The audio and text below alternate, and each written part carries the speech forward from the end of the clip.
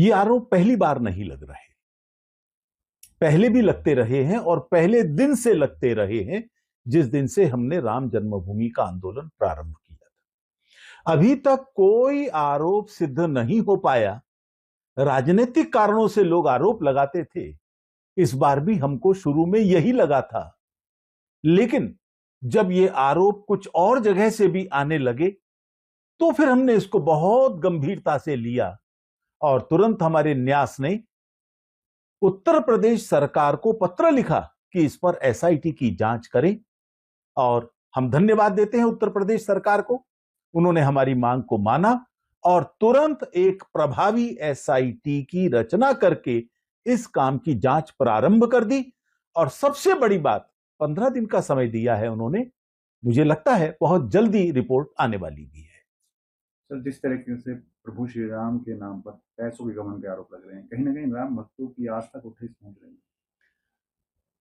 उनका उद्देश्य भी यही है। पहले कोशिश की राम मंदिर ना बने, फिर कोशिश की मंदिर बन रहा है तो बाधाएं डालें, उसको तरह तरह से मुहूर्त ठीक नहीं है या ये ठीक नहीं है, और अब आस्थाओं को तोड़ने की कोशिश चल रही है।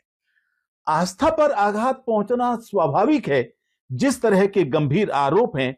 लेकिन मैं आपके माध्यम से संपूर्ण विश्व के राम भक्तों को ध्यान दिलाना चाहूंगा, आज भी संख्या वही है जो संख्या पहले थी, उसमें कहीं कमी नहीं है। मैं आपके माध्यम से दर्शकों को दिखाना चाहूंगा, आज भी वही लोग, वही भीड़ वहां पर जा रही है। इस तरह के दृश्य हमको आज भी दिखाई दे रहे हैं। संख्या का आंकड़ा हमारे पास आया है, वो बड़ा महत्वपूर्ण है। और वह आंकड़ा बताता है कि सोमवार को 92,000 थे, मंगलवार को 85,000 थे और बुधवार को ये 80,000 से ऊपर थे और गुरुवार को ये 83,300 की संख्या थी।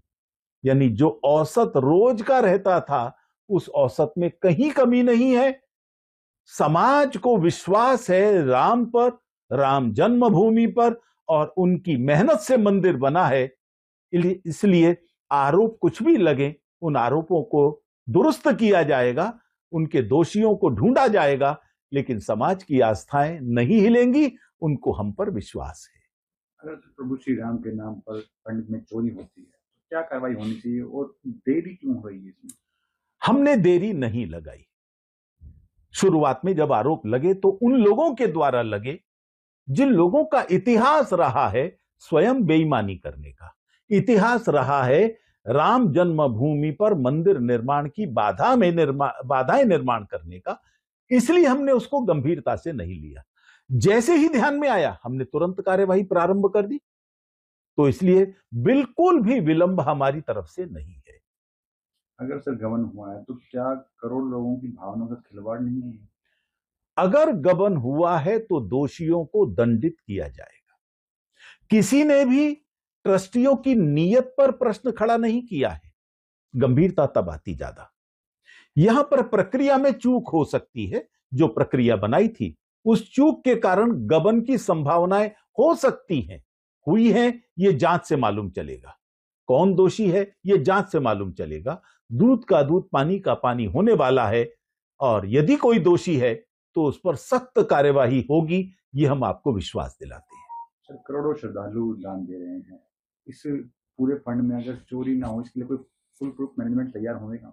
हम वही इंतजार कर रहे हैं। एसआईटी के परव्यू के अंदर वो सुझाव देना भी है।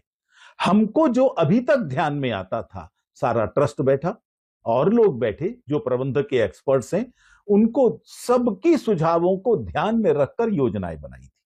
बैंक के जिम्मे था वो पैसा गिने, पैसा गिनकर इकट्ठा करे, स्वयं अपनी निगरानी में ले जाए और बैंक में जमा कराए।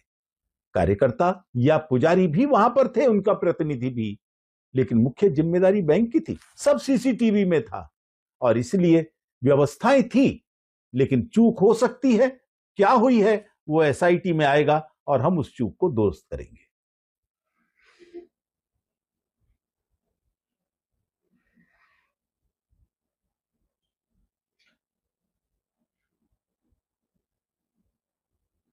सर, कुछ लोग ट्रस्ट की विश्वसनीयता पर सवाल उठा रहे हैं, आपको लगता है कि इसका पुनर्गठन होना चाहिए, दोबारा से ट्रस्ट तो पुनर्निर्माण करना चाहिए? यह ट्रस्ट माननीय सुप्रीम कोर्ट के आदेश पर बना। सुप्रीम कोर्ट ने आदेश दिया केंद्र सरकार को। केंद्र सरकार ने हमसे कहा कि राम जन्मभूमि आंदोलन से जुड़े हुए लोग जो प्रेरणा देते रहे, संघर्ष करते रहे, ऐसे लोगों को इस ट्रस्ट में रखना है। हमने सहमति व्यक्त की, देश के संत समाज ने सहमति व्यक्त की। एक एक व्यक्ति उस तरह का है जिसने अपना जीवन राम जन्मभूमि के लिए अर्पित किया है। महंत नृत्य गोपाल दास जी, चंपत जी, गोविंद देवगिरी जी, आदि आदि, इन सब लोगों की एक लंबी सूची है। उनके ऊपर कोई प्रश्न चिन्ह नहीं है। उनकी लापरवाही पर हो सकता है किसी एकाध व्यक्ति की हो, इसलिए ट्रस्ट के पुनर्गठन का तो प्रश्न ही नहीं है। हां, पुनर्गठन होता भी रहता है क्योंकि ट्रस्ट की आयु नहीं है, ट्रस्टी की सीमा है। वो सीमा पार होती है। कोई ट्रस्टी भगवान को प्यारा हो जाता है, जैसे पिछले दिनों हुए, तो उनकी जगह कोई और व्यक्ति आ गया। ये एक स्वाभाविक प्रक्रिया है जो चलती रहती है। इसलिए इस समय क्या होगा ये ट्रस्ट एसआईटी की रिपोर्ट के बाद ही तय कर पाएंगे। सर, आंदोलन के दौरान कुछ कीमती धातुओं की छड़ें दी गई थी, आज वो छड़ें नहीं, कहां हैं वो छड़ें और क्या कहेंगे आप? एक व्यक्ति ने ये आरोप भी लगाया है, लेकिन उसने ये आरोप लगाते समय ये कहा कि ये छड़ों वाला विषय उस समय माननीय अशोक जी, महंत अवैद्यनाथ जी, रामचंद्र दास जी, इन आचार्य गिरिराज जी, अशोक सिंघल जी, इन सबके संज्ञान में लाया था और इन्होंने अटल जी से भी बात की थी, फिर भी बात वहीं की वहीं रही। मुझे लगता है इससे बात ध्यान में आती है कि आरोप लगाने वाला कितना गंभीर है। माननीय अशोक जी, आचार्य जी, महंत अवैद्यनाथ जी, महंत नृत्य गोपाल दास जी, रामचंद्र दास जी, ये किसी सत्ता के मोहताज नहीं थे। वो जो बात कहते थे, ठोक बजाकर कहते थे। आज वो लोग नहीं है हमारे बीच में, महंत जी को छोड़कर। वो इस तरह के बेहुदी बातें करते हैं। हां, हमने भी सुनी थी, लेकिन वो छड़ें ली किसने? तो उस समय नाम आता था रामालय ट्रस्ट का। एक ट्रस्ट का गठन किया था राजनीतिक रूप से इस जन्मभूमि आंदोलन को फेल करने के लिए। सफल नहीं हुए, लेकिन कलेक्शन तो किया उन्होंने। ऐसे ही एक राम जन्मभूमि पुनर्निर्माण समिति भी बनाई थी कुछ लोगों ने। मैं आपके माध्यम से मांग करता हूं, इन दोनों की भी जांच होनी चाहिए, क्योंकि छड़ें अगर ली गई तो वो रामालय ट्रस्ट के द्वारा ली गई, ऐसा उस समय प्रचारित था, उस समय बताया जाता था। आज आवश्यकता है, हमारे ट्रस्ट की तो जांच हो ही रही है, हमने स्वयं करवाई है, लेकिन उनकी जांच बहुत आवश्यक है। सर, सुप्रीम कोर्ट की निगरानी में न्यायिक जांच की मांग हुई है, इन मांग को मानने में क्या संकोच? कोई संकोच नहीं। हम किसी भी तरह की परीक्षा में खड़े होने के लिए तैयार हैं, क्योंकि हमारी नीयत साफ है, हमारा दामन साफ है। लेकिन इस समय एसआईटी से बेहतर जांच कोई हो नहीं सकती थी। ये एक आधार तैयार करेगी आगे की कार्यवाही का। शीर्षस्थ लोग, अलग अलग क्षेत्रों के, जो रेवेन्यू के क्षेत्र के हैं, पुलिस के अधिकारी हैं, शीर्षस्थ लोगों को लेकर यह बनाई है। 15 दिन में अंतिम रिपोर्ट, 7 दिन में प्रारंभिक रिपोर्ट। यदि हम न्यायिक जांच की ओर जाते तो 3 महीने तो जज को तय करने में लग जाते, उसके बाद उनकी प्रक्रिया प्रारंभ होती और इस प्रक्रिया में सालों गुजर जाते। अब 15 दिन के बाद हमारे पास आगे की कार्यवाही का आधार होगा। हमारे पास आधार होगा कि इस पर कौन दोषी है, उस पर क्या कार्यवाही करनी। एफआईआर की बात की जाती है, एफआईआर किस पर?